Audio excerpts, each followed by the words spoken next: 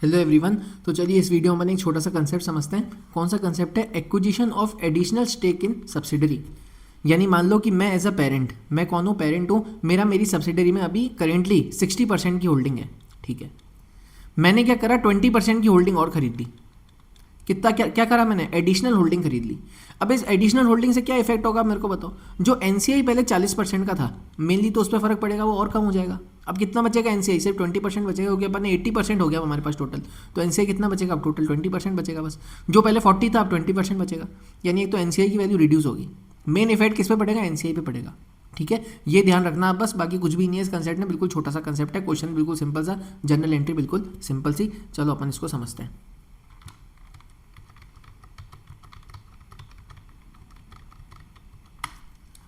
This means parent acquire additional stake in the subsidiary after original acquisition. This means when parent acquire more control, then the NCI will reduce at carrying amount of it. क्या होगी? NCI की carrying amount reduce हो जाएगी।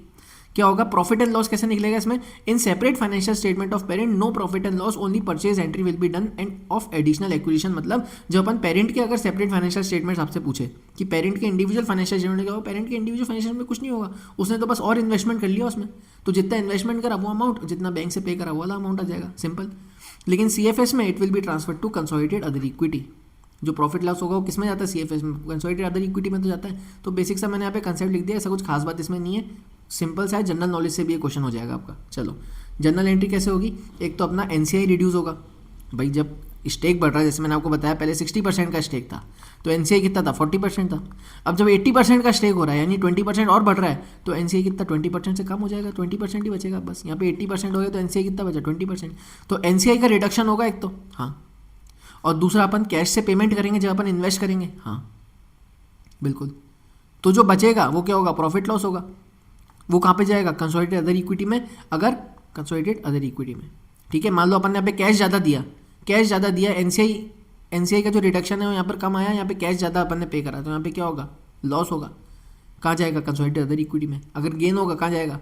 Consolidated other equity में, ठीक है। Individual financial statement में कुछ नहीं होगा, जो इन्वेस्टमेंट अपन ने करा उसको अपन कैश में दिखा देंगे। मान लो अपन ने जो अपन ने और एडिशनल 20% एक्वायर करा, मान लो उसके लिए अपन ने 10 लाख रुपए दिए, तो बस यहाँ पे investment account debit to cash ₹10 lakh, simple. कुछ भी खास बात नहीं है इसमें। चलो अपन एक बार क्वेश्चन देखते हैं। Entity A acquired 60% of the entity B 2 years ago for ₹6,000, ठीक है। 60% ऑफ एंटिटी बी अक्वायर करा था 2 साल पहले, ठीक है। At that time entity B's fair value was ₹10,000, ठीक है। It has net assets with a fair value of ₹6,000, ठीक है, which is assumed same as book value. Goodwill आ गई थी हमारी 2480, which is recorded. Simple goodwill की कैलकुलेशन जो अपन कंसोलिडेशन करते वक्त करते हैं वो अपन ने करी है। Entity A acquires a further 20% interest in entity B, taking its holding to 80%। पहले 60% थी, 20% और इंक्रीज कर ली अपनी होल्डिंग, 20% और खरीद लिया, तो टोटल हमारी होल्डिंग कितनी हो गई? 80% हो गई। एनसीआई कितना बचा? 20% बचा बस। At that time the fair value of entity B was 20,000 and entity pays 4,000 for the 20% interest. At the time of the purchase, the fair value of entity B net assets was 12,000 and the carrying amount of non-controlling interest was 4,000. अपने को कौन सी detail से मतलब है? इस carrying amount की detail से मतलब है, और जितना अमाउंट पे करा उन्होंने 4,000 इससे मतलब है। बाकी सारी डिटेल्स हमारी इस क्वेश्चन के पर्पस के लिए काम की नहीं है। परचेज अपने को जनरल एंट्री रिकॉर्ड करनी है ट्रांजेक्शन की, सिंपल, कुछ भी नहीं, जैसे अपन ने अभी समझा। एनसीआई, अब देखो जो 4,000 की कैरिंग अमाउंट दिख रही है एनसीआई की, वो किसके बराबर है? वो 40% के बराबर है। पहले हमारी होल्डिंग थी 60%, यानी एनसीआई 40% था। 40% की जो कैरिंग अमाउंट है वो 4,000 है, क्वेश्चन में दी हुई है। यानी ये 4,000 40% को दर्शाता है। तो 20% कितना हुआ? एनसीआई रिड्यूस कितना हुआ? 2,000 से रिड्यूस हुआ, अपन ने 2,000 लिख दिया। कैश कितना पे करा अपन ने एक्वायर करने के लिए? 4,000 का पे करा। Balancing figure PNL 2,000। समझ में आ गई बात आपको? कंसोलिडेटेड अदर इक्विटी में जाएगा।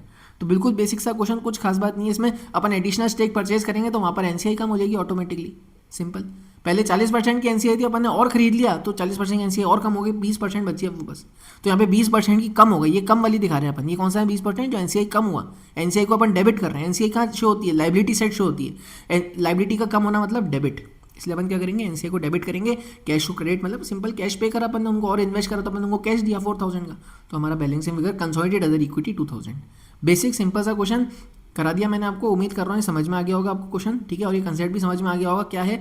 ये पीडीएफ आपको टेलीग्राम चैनल पर मिल जाएगी। सपोर्ट कीजिएगा, सब्सक्राइब कीजिएगा। Thank you so much.